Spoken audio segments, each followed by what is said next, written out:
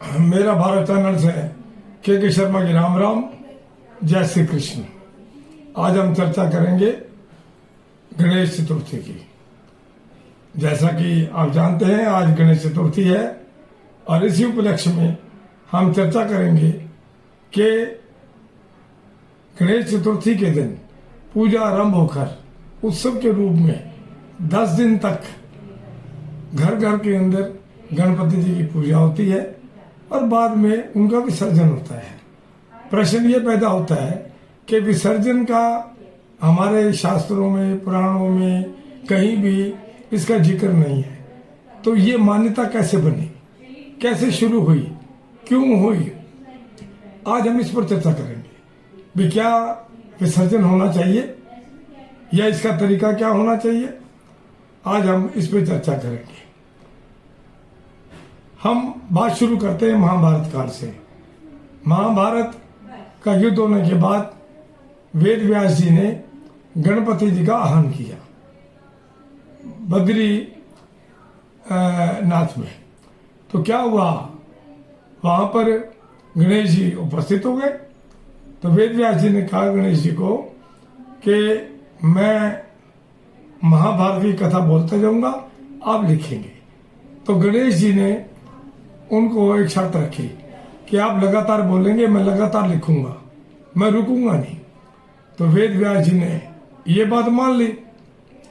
तो वेद व्यास जी ने बोलना शुरू किया और जब 10 दिन पूरे हो गए, कथा समाप्त हो गई, तो तब वेद व्यास जी ने देखा कि भाई गणेश जी का चेहरा लाल हो चुका है और तापमान बढ़ चुका है।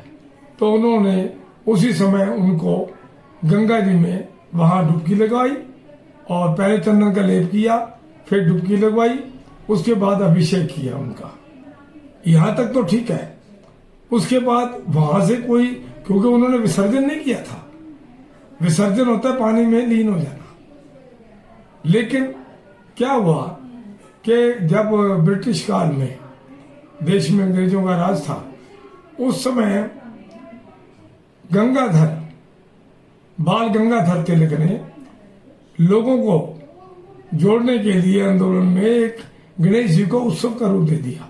एकता का स्वरूप दिखाने के लिए, सनातन एकता दिखाने के लिए, भारतीयों की एकता दिखाने के लिए उन्होंने बाल गंगाधर तिलक ने इस गणेश चतुर्थी को उत्सव का रूप दे दिया।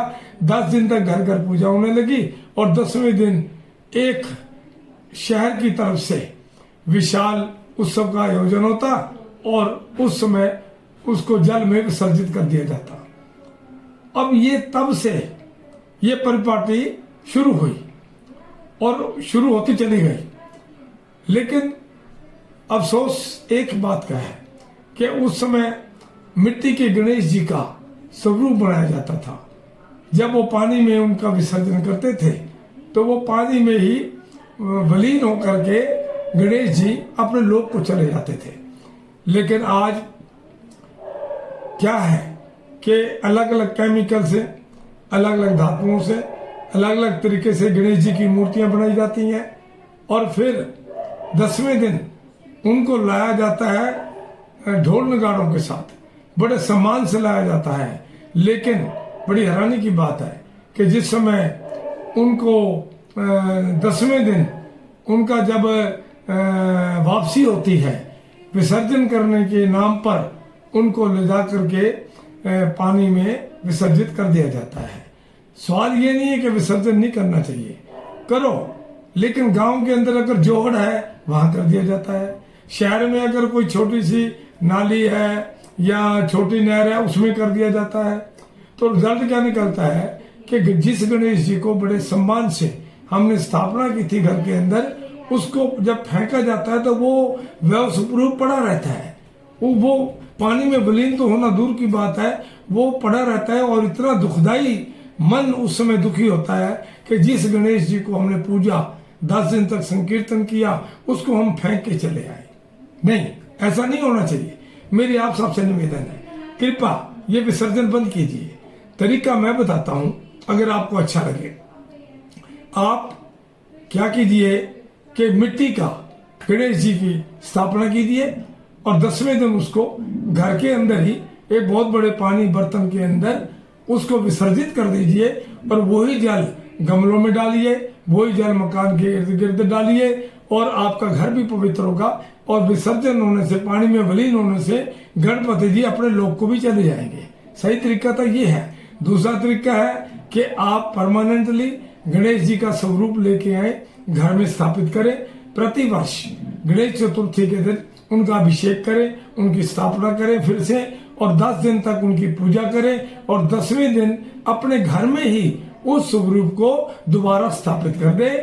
प्रतिवर्ष आप ऐसा करते रहें। एक ये तरीका है, क्योंकि सवाल गणपति जी की पूजा अर्चना का है, हमारी मान्यताएं पूरी होती हैं, हमारी इच्छाएं पूरी होती हैं, फिर हम गणेश जी को सम्मान क्यों ना दें।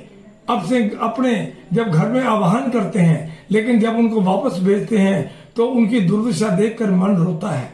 आज सोशल मीडिया पे बड़ी फोटोएं आ रही हैं, सनातन का अपमान हो रहा है, गणपति जी का अपमान हो रहा है। जगह जगह फोटोएं दिखाते हैं कि किस प्रकार उल्टा करके गिर दिया जाता है और वो किनारे के ऊपर ही वो स्वरूप पड़े हैं, विसर्जित नहीं हुए। तो फिर क्या फायदा ऐसे विसर्जन का। हाथ जोड़ के बेनती है आप सबसे कि आप इस तरीके से विसर्जन करना बंद कीजिए।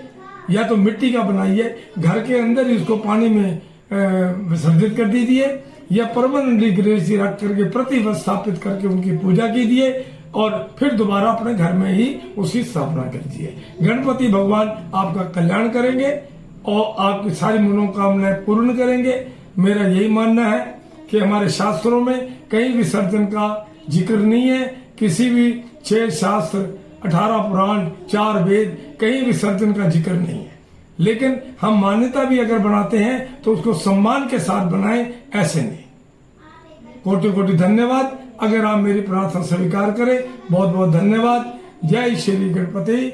बोल बांके बिहारी लाल की जय।